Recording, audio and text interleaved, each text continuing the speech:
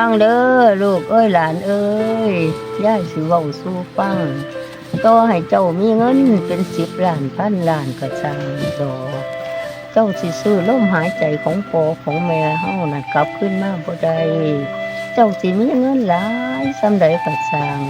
ซื้อร่างกายของพ่อแม่เฮาที่เหี่ยวเฉาแห้งชราน่ะกลับคืนมาก็บ่ได้ลูกๆเอ้ยลูกบางคนนั่น ก็ว่าจะตอบบุญแทนคุณของพ่อของแม่เด้